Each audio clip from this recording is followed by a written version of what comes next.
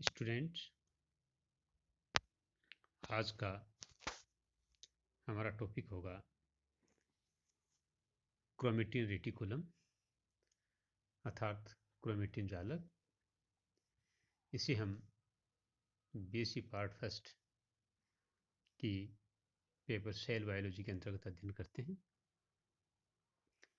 हम जानते हैं कि कोशिका में विभिन्न सेल ऑर्गेनेल्स या कोशिकांग पाए जाते हैं। इन सेल ऑर्गेनेल्स या इन कोशिकांग में केंद्रक एक संरचना के रूप में या कोशिकांग के रूप में उपस्थित होता है। इस केंद्रक में केंद्रक ध्रुव पाया जाता है और केंद्रक के केंद्रक ध्रुव में ही क्रोमेटिन जालक या क्रोमेटिन रेटिकुलम उपस्थित होता है। ये क्रोमेटिन जालक हल्के अभिरंजित धागे जैसी संरचनाएं होती हैं अर्थात लाइटली स्ट्रैंड जैसी संरचना है, यानी लाइट स्ट्रैंड को ग्रहण करती हैं। इन धागे जैसी संरचनाएं जो लाइटली स्ट्रैंड हैं या थर्ड लाइक हमें नज़र आती हैं, इन्हें हम क्रोमेनेमेटा के नाम से जानते हैं।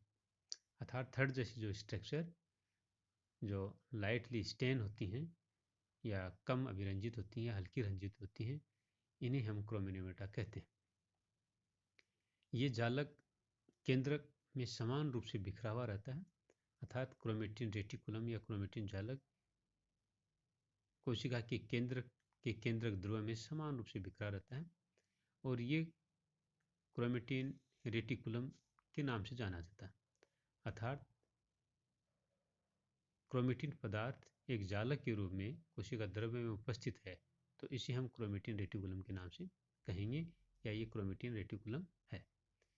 अक्षारीय अभिरंजक पदार्थ होते हैं या बेसिक डाई होती हैं, इनसे क्रोमेटिक जालक आसानी से अभिरंजित होता है या ये स्टेन हो जाते हैं बेसिक डाई के द्वारा।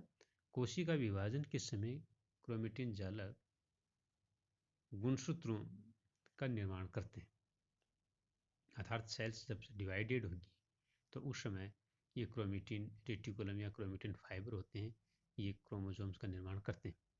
कोशिका की अंतरावस्था में निम्न भाग दिखाई देते हैं।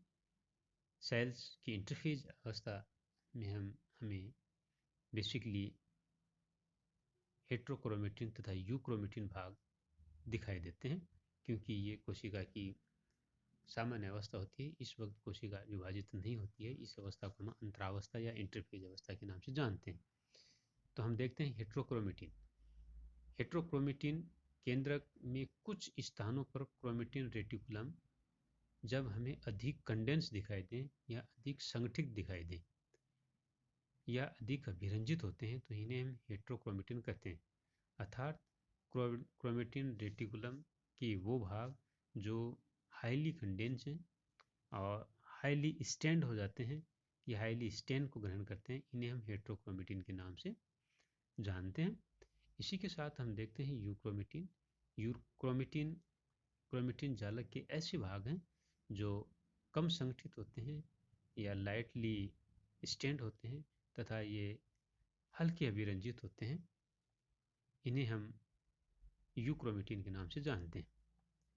साथ साथ हम देखते हैं कि क्रोमोसोम में या क्रोमेटिन फाइबर में कुछ बीड्स जैसी संरचनाएं पाई जाती हैं, जिन्हें हम क्रोमोमियर्स के नाम से जानते हैं। अर्थात गुणसूत्र की संपूर्ण लंबाई के ऊपर कुछ बिंदुओं के ऊपर क्रोमेटिन पदार्थ संगठित होता है, कुछ बिंदुओं के ऊपर संगठित होता है या बीड्स जैसी संरचना जिसमें क्रोमेटिन मटेरियल संगठित होता है, वहाँ पर अभिरंजन को प्रदर्शित किया जाता है, यानी ये बीड्स या बिंदु अभिरंजित होती हैं। इन बिंदुओं को हम क्रोमोमियर्स के नाम से जानते हैं।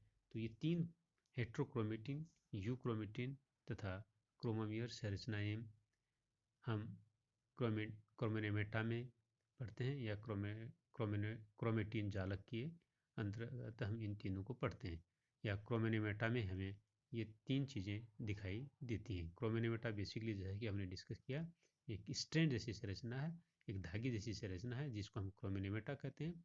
मगर जब इस स्ट्रैंड जैसी स्ट्रक्चर के अंदर कहीं कुछ बिंदु के ऊपर क्रोमेटिन मटेरियल अधिक ज़्यादा अभिरंजित होता है या अधिक उपस्थित होता है या अधिक कंडेंस होता है तो इन्हें ही हम क्रोमोमियर कहते हैं। यूक्रोमेटिन गुणसूत्रों की जेनेटिकली एक्टिव अंश होते हैं, या ये कह सकते हैं कि यूक्रोमेटिन आनुवंशिक रूप से ज़्यादा सक्रिय भाग होते हैं, जबकि हेट्रोक्रोमेटिन निष्क्रिय भाग या निष्क्रिय अंशों को प्रदर्शित करते हैं। ये यूक्रोमेटिन के समान सक्रिय नहीं होते, अर्थात यूक्रोमेटिन ज़्यादा सक्रिय होता है और हेट्रोक्रोमेटिन निष्क्रिय भाग के रूप में या निष्क्रिय अंशों के रूप में क्रोमेटिन रेटिकुलम में पाया जाता है। अब हम यूक्रोमेटिन तथा हेट्रोक्रोमेटिन दोनों में अंतर को स्पष्ट करते हैं, अंतर का अध्ययन करते हैं। सर्वप्रथम पॉइंट लेते हैं अपने यूक्रोमेटिन, जैसा कि ये आपको एक सारणी दिखाई दे रही है। फर्स्ट पॉइंट है इसमें सामान्य सक्रियता। यूक्रोमेटिन सामान्य सक्रिय भाग होते हैं, हेट्रोक्रोमेटिन सामान्यतः निष्क्रिय भाग होते हैं। In the sense euchromatins are active part of the chromatin material, but heterochromatin are not active part as euchromatins. Second point लेते हैं कि यूक्रोमेटिन महीन तंतु जैसी संरचनाएं होती हैं, ऐसा 30 से 80 एंगस्ट्रॉम के फाइबर जैसी संरचनाएं होती हैं।